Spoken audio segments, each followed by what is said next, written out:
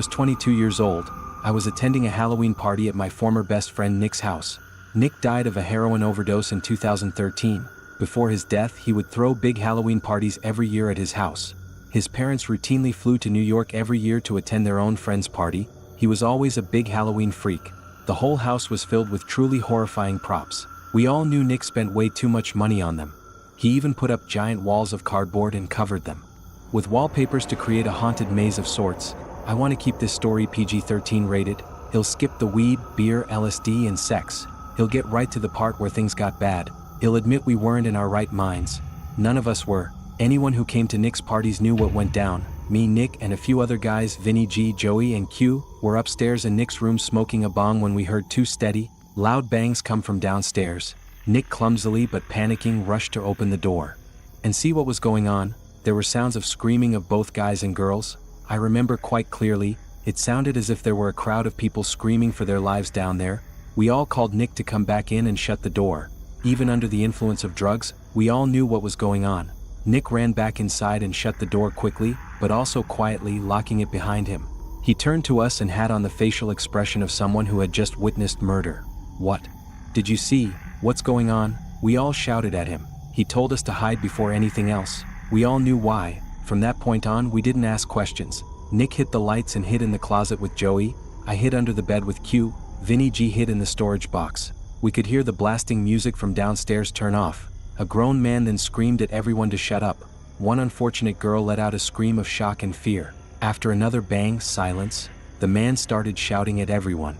Again, I couldn't hear it too well. I certainly as hell wouldn't remember exactly what he was shouting. We heard two other men shouting by now. There were a confirmed 3 intruders in the house. There could have been more for all we knew at that point. We heard the sound of boots stomping up the stairs and then coming halfway down the hall. The boots stopped outside the bedroom door. The intruder on the other side of the door tried the doorknob. He realized it was locked. He started ramming into the door with most likely his shoulder. After a few failed attempts at that, the sound of a few shots to the doorknob were clearly enough to break the lock. The door swung open. We heard cries from downstairs after the shots to the doorknob, followed by silence and gunshot. Me and Nick had our hands on our mouth to shield our breathing noises. I watched through the transparent cloth that hung from the bottom of Nick's bed. I saw the black boots with overlapping ripping denim jeans. They moved instinctively to the closet. He opened the door. I could hear Nick begging for the intruder not to kill him. Nick offered a generous amount of money if they would leave. Nick gave himself up as the house owner. That's when the intruder ordered him downstairs. The rest of us stayed put. Apparently Joey hadn't been caught with Nick. We stayed under the bed shaking and afraid. There was near silence from downstairs other than Nick talking with the intruders. Whatever they were saying was much too low for us to hear. It felt like a near 20 minutes before the front door slammed shut. Nick came running back upstairs to tell us that they were gone. I think the most horrifying moment of my life was when I stepped downstairs back into the living room. I saw the 2 dead bodies laying lifelessly on the ground. There were holes in their heads. Blood was spewing out. Jen and Robbie were 2 good friends that I still miss. They'll spare you the details of what happened when the police arrived. Despite the fact that the house smelled like a marijuana greenhouse, the police were more interested in finding out who the masked men were that killed 2 innocent college students. Oh yeah, Nicky told the 4 of us who were hiding in his room that there were 4 intruders in total. They were all wearing fedoras, vendetta masks, coats, and gloves. They demanded $100,000 in cash. When Nick could not provide it, they demanded he fill their empty sack with his most valued possessions. All the partygoers held hostage in the room were also forced to throw their wallets into the sack, where they would be shot after the incident. Nick became depressed. He started drinking too much, becoming an alcoholic. He stopped showing up to school. He ultimately ended up dropping out. He started the use of heavier drugs such as meth and heroin. I had one good talk with him since the incident. He was more real during this talk than he had ever been. He told me with tears rolling down his cheeks and a pipe in his hand, he lived in constant pain. He knew he caused the death of 2 of his best friends. Nick died of a heroin overdose in July of 2013. It was not even a year after the incident. It was my first Halloween living in my own house away from my parents. I live in a small corner house with a basement but no upstairs. My parents paid half for it. It was 11 p.m. I was sitting in the living room watching scary Halloween movies. I found myself getting up to answer a knock at the door. I stopped and thought, who could be at the door at 11 p.m.? Surely there were no more trick-or-treaters out. I had a pretty good feeling it was a late-night Halloween ding-dong ditcher. I gave it a second. I shot a glance to the porch through the window. They were gone already? Yep. Ding dong ditchers. I sat back down, not thinking twice about it. Knocking came at the front door again. Get lost, I yelled. I was not in the mood for punky kids. They ignored my demands and started pounding now, not just knocking. I was pissed now. I leaped up and swung the door open. No one was there once again. I slipped on my shoes and headed outside. I began searching the bushes for the kids. There was nobody in sight. Not in the bushes, not behind my car, not across the street. I was done answering. I didn't want to feed into their fun anymore. I went back inside, double-locked the door, and went to my bedroom. I locked that door too, just to feel safer, I guess. Even over the TV, I could still hear the stupid kids pounding on my front door repeatedly. I was so close to calling the cops to get them away. That would undoubtedly lead to my house being egged or TPD. The pounding continued for an uncomfortably long time, more than half an hour. I thought these kids must be filming something for YouTube. They were desperate for a reaction. I wasn't going to give it to them. At some point I dozed off with the TV on. I woke up to the knocking again. I looked at the clock. It was 2 a.m. How could those kids still be at it? I thought. I turned the TV off and sat up with my ears open for a few moments. My heart completely stopped. I realized the knocking was not at my front door. The knocking was at my bedroom door. I jumped out of bed, looking around my room like a madman for something to use as a weapon. They knew I was awake now. They were trying the doorknob. They were trying to bust down the door. These weren't any kids. By some miracle I came up with an idea. It was a long shot. It was all I could think of. I turned on the receiver to my speaker system. I plugged in my iPhone. I brought up the YouTube app. I typed in 45 gunshot sound effect. I turned on the volume. I pressed play. The sound of a gunshot echoed out of the speakers. It sounded real enough. I paused the video after the first shot. I yelled, "That was a warning shot. Leave now. I won't hesitate to shoot you in the head." It worked. I heard 2 pairs of footsteps stomping over my wood floors. They ran out the front door. I gave it a moment before opening my bedroom door and peeking outside. They were gone. The front door was left wide open. I quickly shut it, called the police, and that's where my story ended. I was never really a big Halloween person. I grew up without many friends. Once I passed the age of 10, I couldn't use the excuse of going with my mom anymore. It's not like I had friends to go with. This last Halloween I was 14 years old. I do have a little sister who's only 8. My mom went trick-or-treating with her. My one really good friend Steve already had plans. I didn't want to impose. It didn't seem like I'd be trick-or-treating this year. I felt a tiny part of me explode with happiness on the inside when my mom asked me to stay home and hand out candies. I felt like I had a job to do that didn't involve me trick-or-treating alone like a loser. My mom left with my sister at about 6 p.m. She got home from work about an hour before.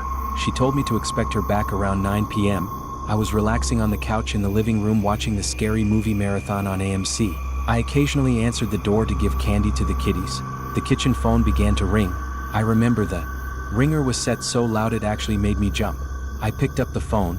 The other end remained silent except for a bit of fumbling and background noises. These were sounds you'd expect when somebody's holding a phone. I think I said hello about 5 times before the person on the other end hung up.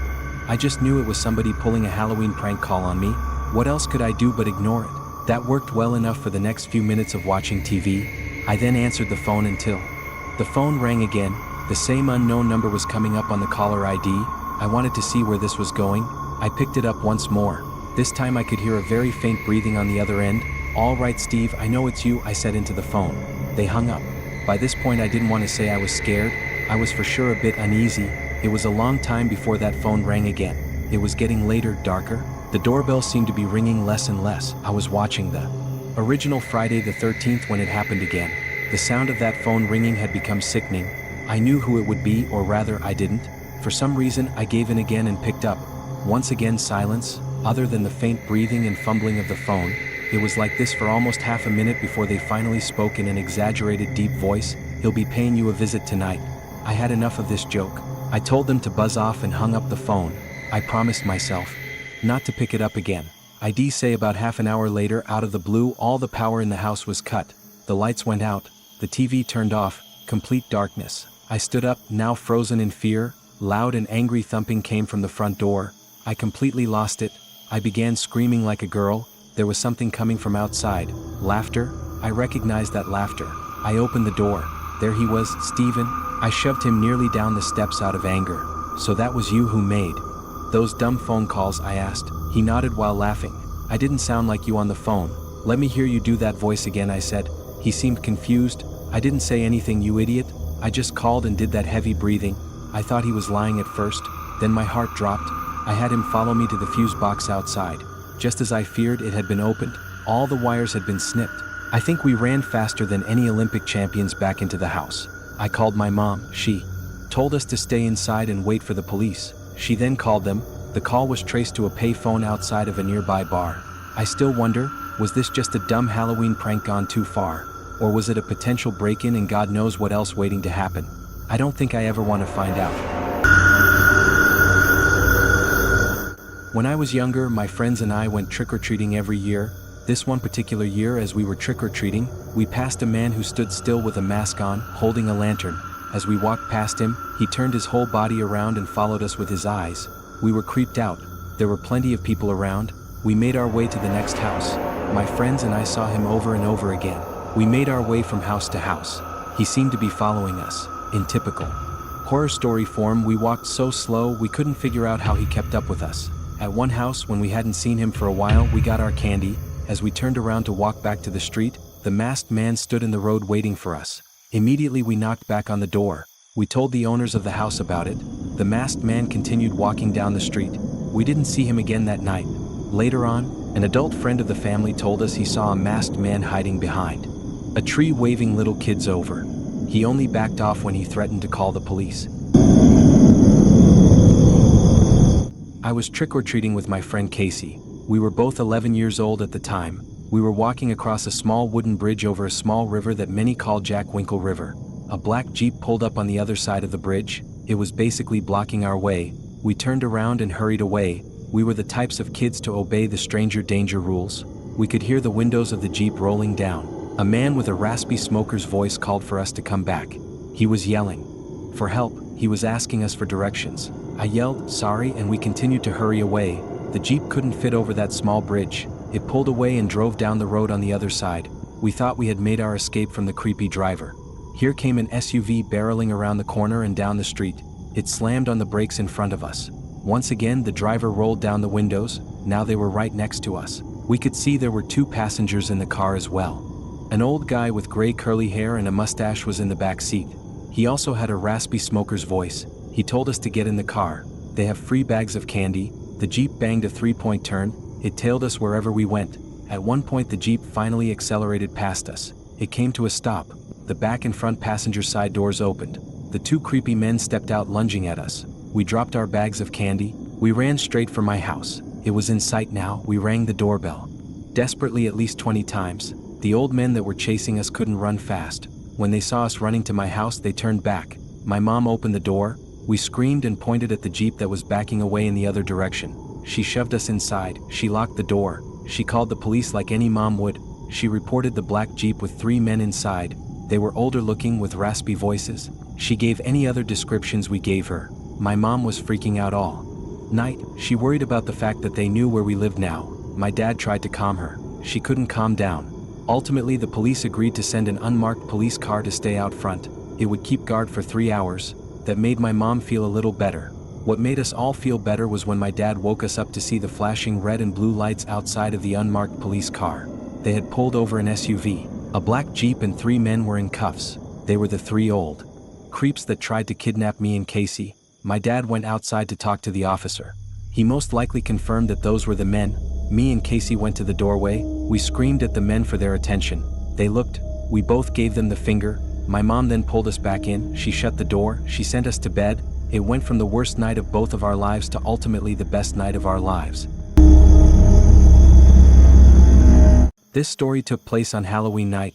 I took my 7-year-old daughter Jamie trick-or-treating for a few hours. When we got back, I cooked dinner. We watched TV together. I sent her to bed. I was feeling especially tired that night. I brushed up. I went to sleep shortly after my daughter entered the room. She told me there was someone in her closet. I assured her there was no one in her closet. She could sleep with me. I once again assured her that she was safe in her room. She reluctantly went back to her room. She shut the door. I made a mental note that if she came back again, I would walk her to her closet. I'd show her that there's no one in there. Surely enough, 5 minutes later she came back. I asked her why she thought there was someone in her closet. She responded saying she heard someone moving around, things were falling over. Honestly, when she said that, it kind of made my heart jump for a second. I walked her to her room, I turned on the lights. I jokingly asked, "Is anybody in there?" We stood, we listened. I didn't expect to hear anything. There it was, a thud from inside the closet. I screamed at Jamie to run to the neighbors. I told her to call the police. As she did, I swung the door open. I was shocked to find the neighbor's son Randy sitting on top of my daughter's Lego box. I grabbed him by the collar of his shirt. I yanked him up aggressively.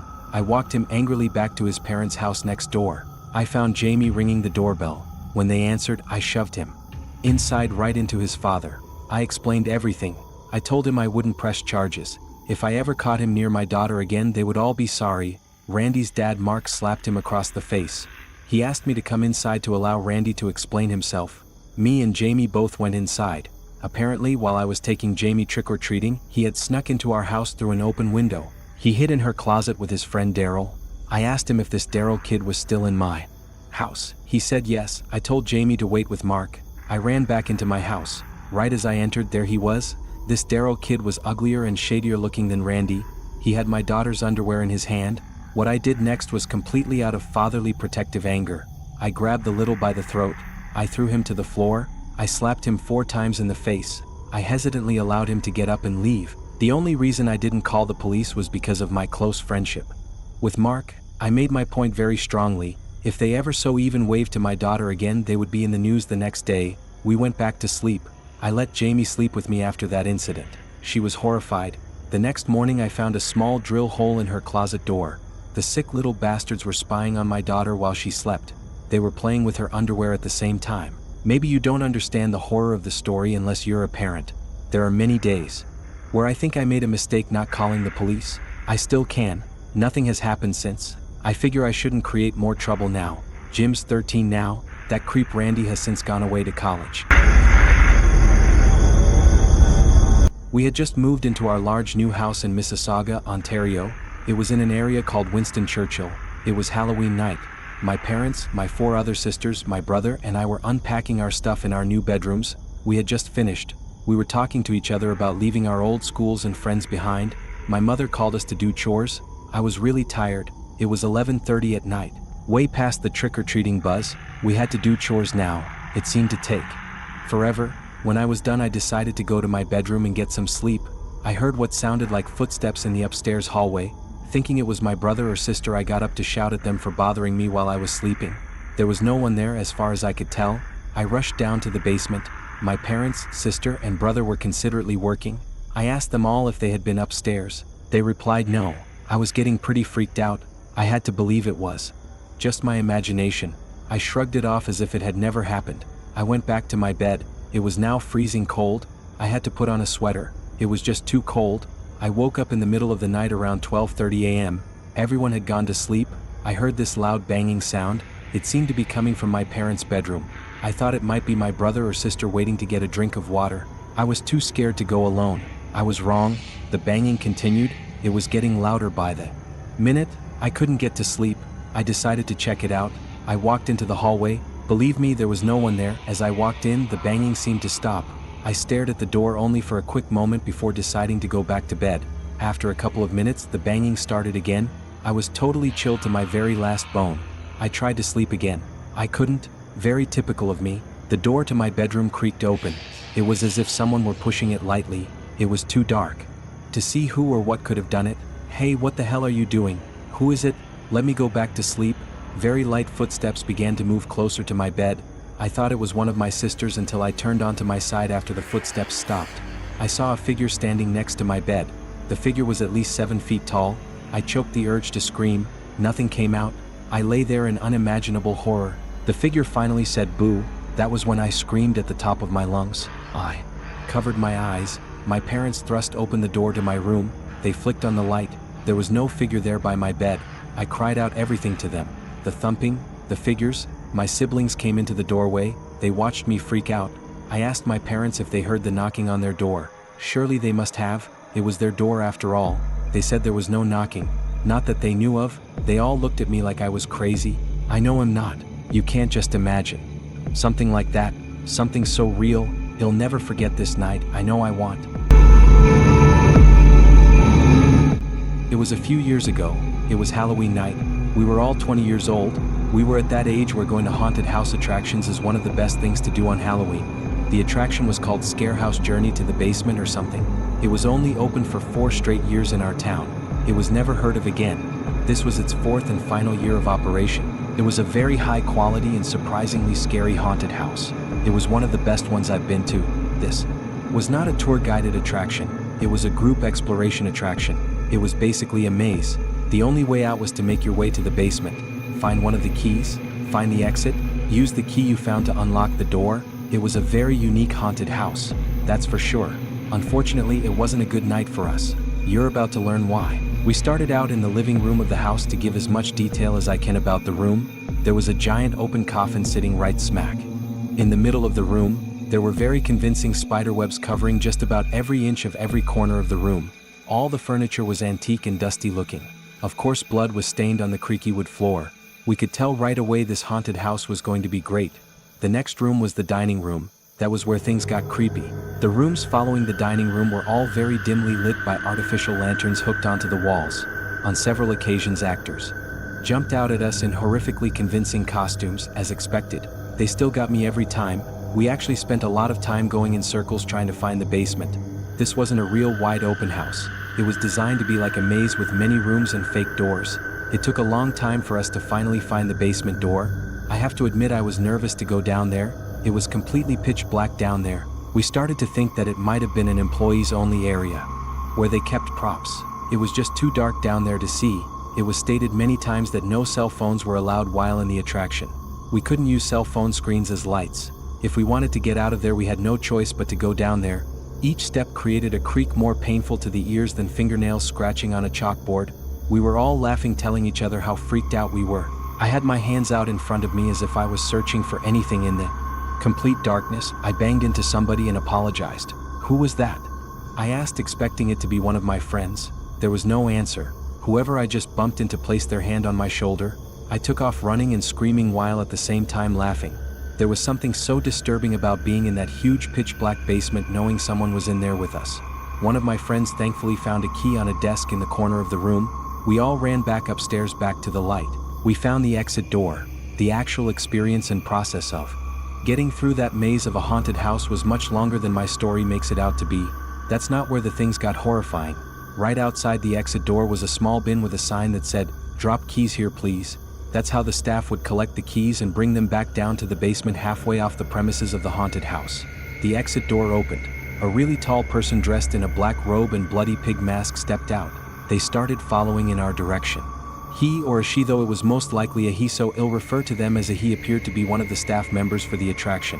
As we walked further away from the attraction, so did the guy in the costume. It seemed to all of us that he was following us. By this point, one of my friends called, "We don't have the key if that's what you want." We dropped it in the little bin. That didn't do the trick. As a joke, we started running just to see if he would too. He did.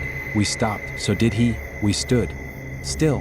So did he. At first it was funny. Maybe it was just a joke. As we got closer to my friend Eddie's house, we were starting to discuss if we should reveal where he lives to this guy.